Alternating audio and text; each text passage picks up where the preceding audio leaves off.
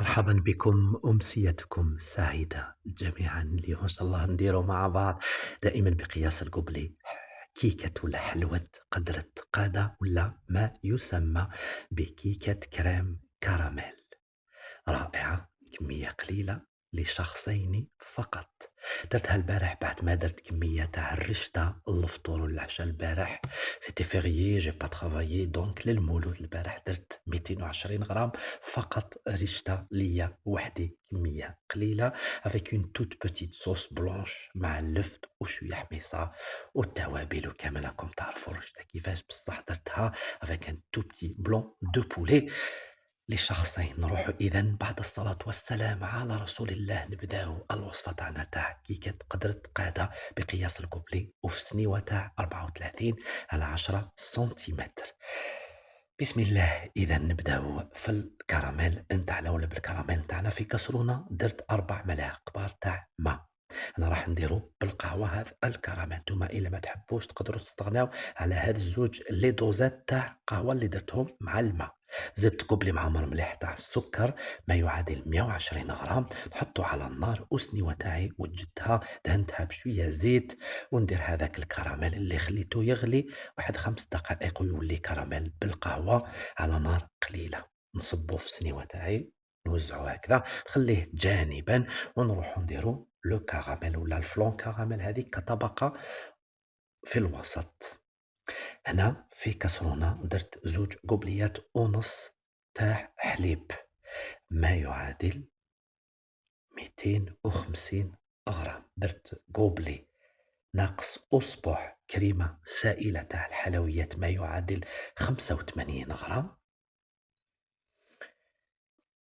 ونزيد باكي ولا فلون كراميل اللي يتباع في الأسواق. كاين اللي يديروه افيك ان فلون او جو، ما جي في كور جي في فيت درتو غير بالفلون كراميل. انا نخلط هاد المقادير بارد في بارد ونحطو على النار مع التحريك المستمر ياخد الغلية على نار متوسطة، ياخد الغلية ومن بعد نصفيه على هذاك الكراميل نحطو جانبا ونروحو نديرو الطبقة الأخيرة اللي هي هذيك لاجينواز أو كاكاو، سهلة بسيطة. في إناء إذا درت 2 حبات صغار، درت نص كوبلي تاع السكر ما يعادل 45 غرام، ملعقة صغيرة تاع عطر الفانيلا، رشة ملح، نخلط بالضراب اليدوي ذوب السكر ونزيد نص كوبلي هذا الثاني زيت تحت شوية ما يعادل 45 غرام.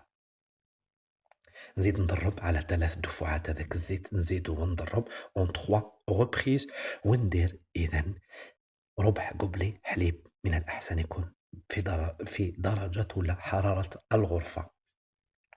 نزيد هنا إذا كوبلي 75 غرام طحين أبيض ولا فرينة مغربلة مع ملعقة ونص أكل تاع كاكاو بني مر و5 غرامات تاع خميرة الحلوى. Vous allez avoir une consistance ou un appareil je dirais خفيف شوية. ونديرو كطبقة ونحطو في سنيوة كبيرة شوية على هذه ندير فيها الماء يكون من الأحسن سخون. أنا درتو بارد معليش. سخنت الفرن على 180 درجة ونحط هذا الكيكة نتاعي حوالي 30 دقيقة.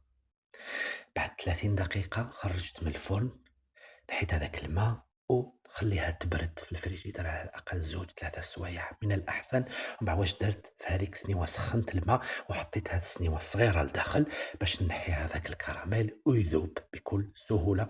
ودرتو إذا كما راكم تلاحظوا في البلاطو ولا في صحن التقديم. ما كانش عندي صحن تقديم شوية مستطيل في هذا القياس. دوتو في هذا تاع يما الله يرحمها ولا غير شيخشي في لي زارشيف في البلاكار، نحيتو من الفوق. الله يرحم يما يوسع عليها ان شاء الله في هذا العواشر ويرحم كل الامهات والله يحفظ ويطول في عمر هذوك اللي مازالهم حيين ان شاء الله.